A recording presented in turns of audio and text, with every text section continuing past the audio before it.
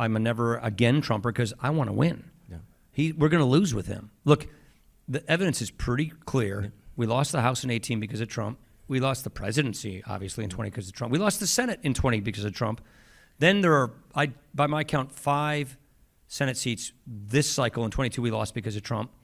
And by most sort of smart people in our party, by most of their measurements, we lost about 12 to 15 seats in the House because of Trump. So Kevin McCarthy would have had a nice 20-some vote cushion had it not been for Trump. That was former Speaker Paul Ryan talking at a seminar on leadership. I know, hold your laughter, because in this case, Ryan was actually right. The former Speaker was catching heat for telling his audience that nominating Donald Trump in 2024 would be a recipe for disaster. And Ryan wanted to make very sure his audience understood. So the point I'm making is, we know we lose with him, and so we know we will lose with him again if we nominate this guy, especially, and January 6th happened after the 20 election. So you think he became more popular with swing voters in the wild counties, since January 6th? So my point is we're going to lose with the guy, so let's move on. If you listen to what Ryan is actually saying, you'll notice none of his arguments have to do with Trump's total lack of ethics. No, Ryan is worried that putting Trump out front damages the Republican brand. Paul Ryan isn't against nominating and electing another far-right Trumpist, along with all the disaster their policies would bring, as long as it isn't Donald Trump. But remember, Paul Ryan knew Donald Trump was a mess even before he became president. Ryan once joked that Vladimir Putin had Trump on his payroll, and even called Trump a racist before offering his full endorsement. And like a good bootlick, Ryan kept his criticism mostly quiet until he was safely out of power. But now Republicans are facing a new threat. What if crazy Uncle Donald doesn't actually win? The RNC wants to stop Trump from running as a third-party candidate and sinking whoever does win the nomination by demanding a loyalty pledge as the price for participating in the first Republican presidential debate. Your party announced that the first Republican debate will be in August in Milwaukee, Wisconsin.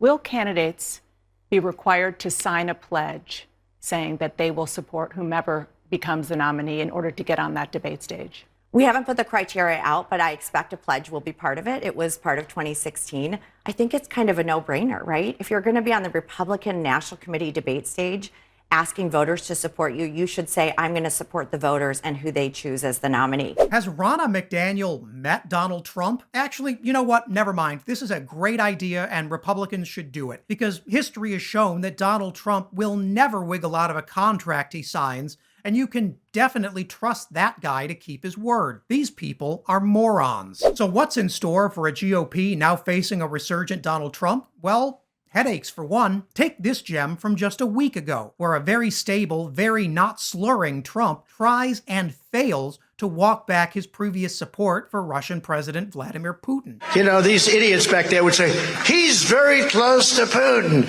Remember when they hit me with the question, who do you trust? President Putin denied having anything to do with the election interference in 2016. Every U.S. intelligence agency has concluded that Russia did. Who do you believe? And I said, you know, that could be the toughest question I've ever been asked as a politician.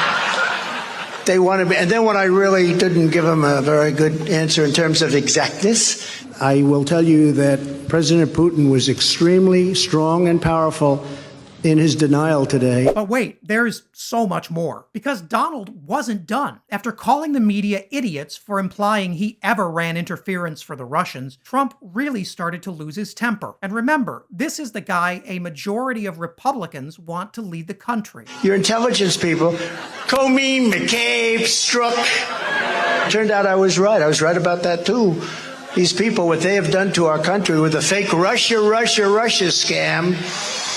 And, you know, it's just incredible. This is where the right-wing disinformation bubble really starts to hurt the party. Because while Trump currently leads Florida Governor Ron DeSantis by 15 points, the story gets a little different once you get outside the GOP bubble. You know what would be amazing? If someone at Fox News would shake it up a little bit by actually admitting that a majority of Americans don't want Donald Trump to run again. Wait. I'm being told Fox News contributor Mark Thiessen has gone rogue. Let's take a look. And we had a new poll over the weekend. Get your take on this before we lose you. We'll talk a lot more about COVID, of course, throughout this hour. The Republican nominee preference. This is the Fox News poll just released yesterday for 2024. Donald Trump in at 43%, Ron DeSantis at 28%. and then everyone else a real distant 7% or even 2% for like a Greg Abbott. Yeah. So is this shaping up to be where you have a huge cattle call of lots of different candidates, or will it come down to just a couple or three? So I look at this as a very optimistic way. So if you look at the Fox poll, a majority of Americans don't want Donald Trump to be the Republican nominee and don't want Joe Biden to be the nominee. Well, I take it back. It turns out someone at Fox News is actually reading the polls they release. Though you have to admit, it's pretty funny to see the same network that says never to trust polls now using its own poll as proof that a majority of the country doesn't want Donald Trump. What a mess. But all this drama shouldn't leave Democrats feeling too good. In head-to-head polls, both Trump and Ron DeSantis are within the margin of error for defeating Joe Biden in 2024. And while some Democratic leaders are cheering the possibility of Trump back on the ballot, those of us who lived through 2016 remember how that turned out. The GOP is desperately trying to stop the Trump train from barreling into its 2024 campaign. But those right-wing Frankensteins can't outrun their monster so easily. With no actual safeguards to keep Trump's chaos-making out of primary season, Republicans can only sit back and watch the fire spread. You just hate to see it. So what do you think? Let me know in the comments below, and don't forget to subscribe so you can tell me what I should cover next.